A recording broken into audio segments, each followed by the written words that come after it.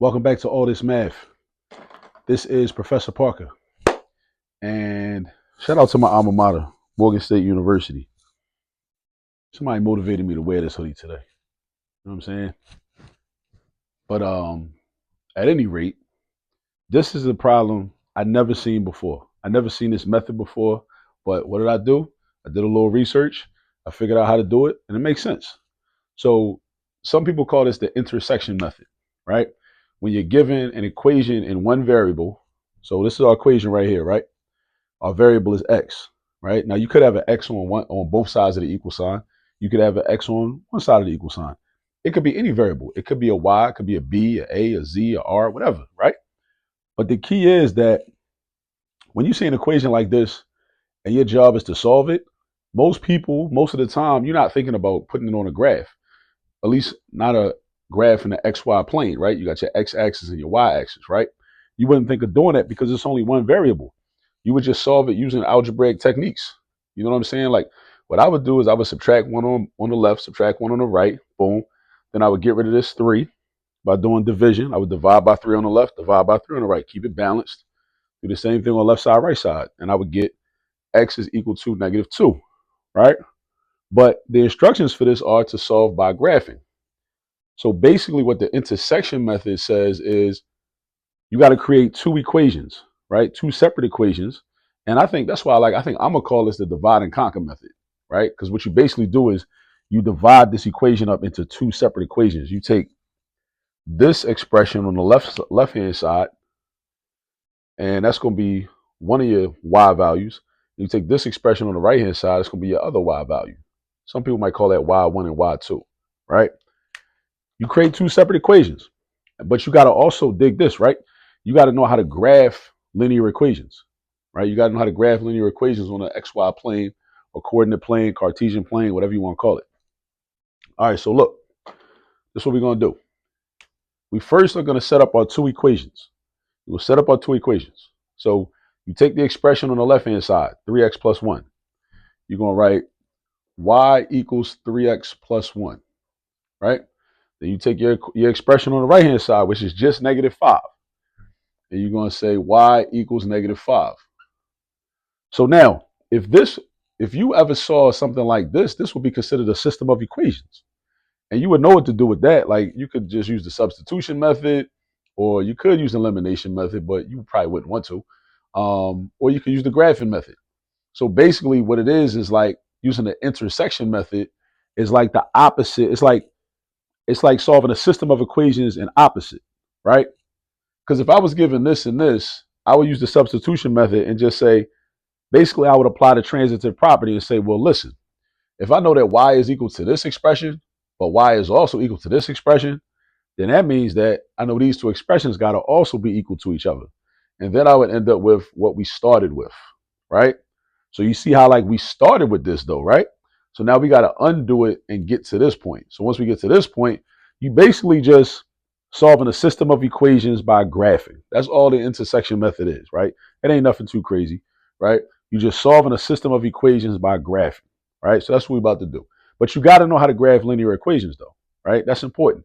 Now, fortunate for us, these two equations are in what we call slope-intercept form, meaning I could just look right at them without doing any calculations, and I automatically know just from looking at them what my slope is and what my y-intercept is. So in the first one, my slope is 3, and my y-intercept is +1.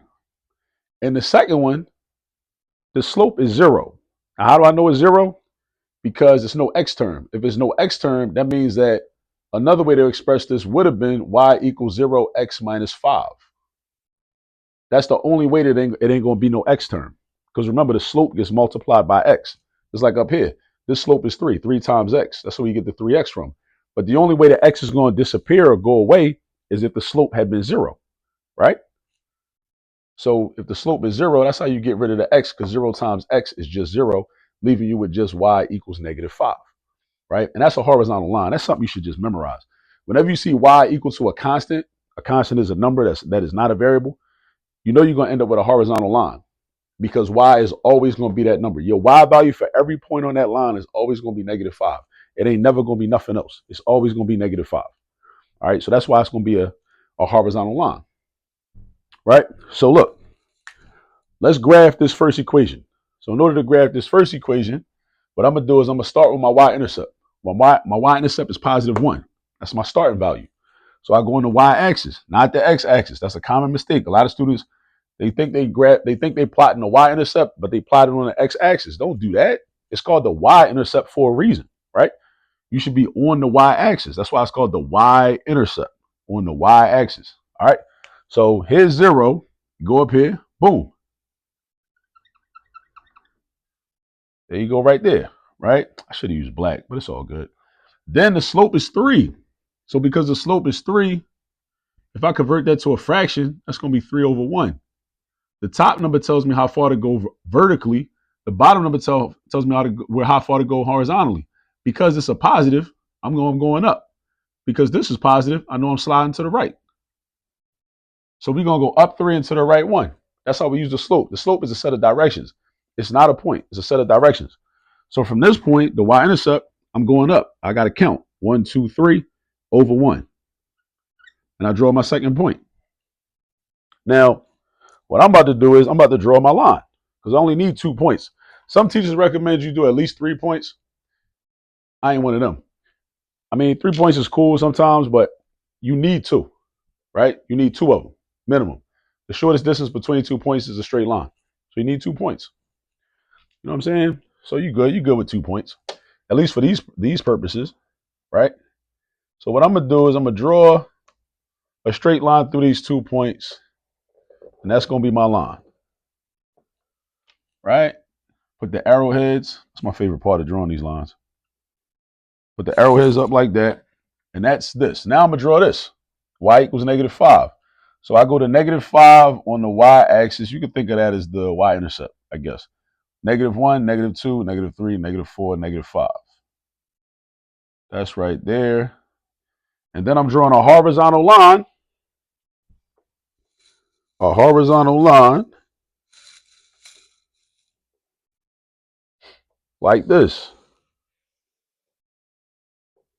That's a little messy. Let me try to do that over. That ain't it. Okay, yeah, that's what I should have did. Okay.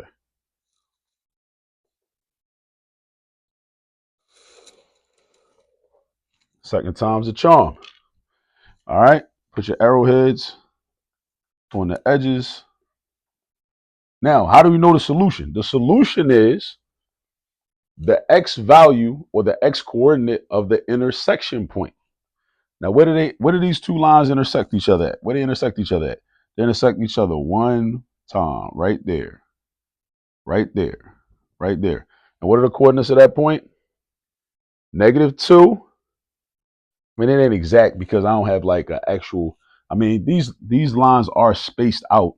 I did use a ruler to space them out. They each like 2 centimeters apart, right? But I got like, yeah, this is -2. Because if you count up, yeah, it's -2. So again, the solution is by graphing is the x value of the coordinate of this point, which is -2. But didn't I tell you that was going to happen already anyway? Because if you solve this algebraically, you're going to do -1, -1. So that would be 3x equals -6. And then you're going to divide by 3, divide by 3. So that's going to be boom, boom. 3 divided by 3 is 1. So that's 1 times x, which is just x. That's how the x gets by itself. And that's what you want. You want the x all by itself.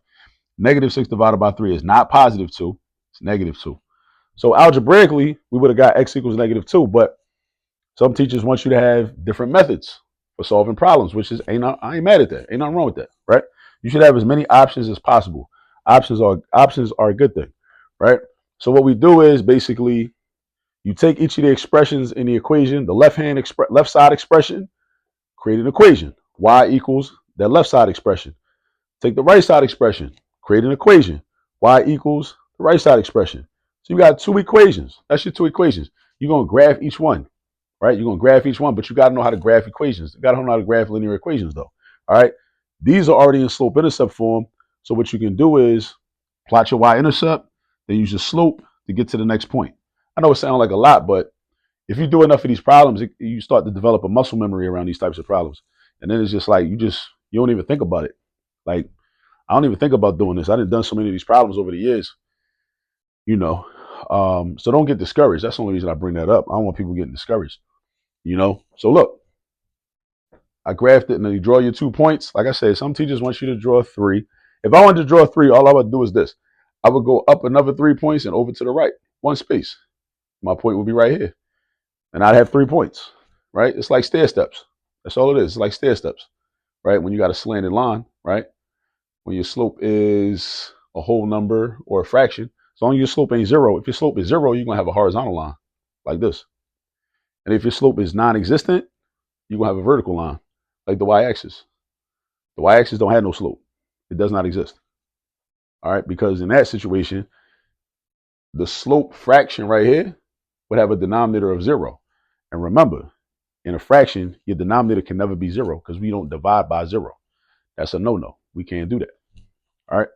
So then you draw the line, draw the other line where they cross at.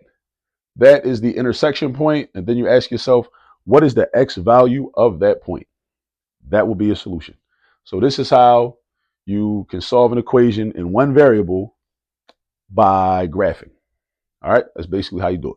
All right. Nothing too crazy, but you got to know how to, but somebody has to show you how to do it. Once somebody shows you how to do it, then you know how to do it. Now, in case the instructions ask about x-intercepts and y-intercepts, I would just look at the graph and just say, well, I know the y-intercept of this equation is positive 1. The x-intercept, I would find that by doing the algebraic technique, which would be to find the x-intercept, I would do this, right? I would say you make y 0. So it's going to be 0 is equal to 3 times x plus 1. Subtract 1 on the right, subtract 1 on the left. Negative 1 is equal to 3x. Divide by 3, because you're trying to get x by itself. So x equals negative 1/3. So for this equation, your y-intercept is 1. You already know that because that's given in the equation. Your x-intercept is negative 1/3. For this equation, your y-intercept is negative 5. What's your x-intercept though? It don't exist. It don't have no x-intercept. This line right here is parallel with the x-axis. That means this line and the x-axis have so much in common, but they never gonna meet each other. They're never gonna meet each other. They're not. They're parallel. They're parallel. They got a lot in common. You know, same slope. They both got a slope of 0, but they're never gonna meet. Never gonna touch. Never gonna shake hands. Never gonna chop it up. Right? Now, this line and this line, they only gonna meet one time. And that's it. They're just gonna meet one time, and then they're going about their business for the rest of their life. It's a little sad when you think about it, actually. Yeah. But anyway, just something to think about. So, like I said, when you're tasked with solving by graphing, but you only got one variable, think of it like you're solving a system of equations in reverse. A system of equations in reverse. Some people call it the intersection method because you're trying to find out where the two lines intersect. Now, where do the equations come from that you're going to graph? Remember, you're going to take one expression from the left side of the equal sign and set it equal to y. So you get y equals 3x plus 1. Then you're going to take the expression from the right side of the equal sign, and you're going to have y equals that number, or that expression, whatever it may be. Then you got y equals negative 5, right? So now you got 2 separate equations, and then you just graph them. And then wherever they intersect, hence the term intersection method, right? Everything in math is called what it's called for a reason, right? That's what it is. Take the x value, not the y value, not the y value. We're not looking for the y value. We're looking for the x value.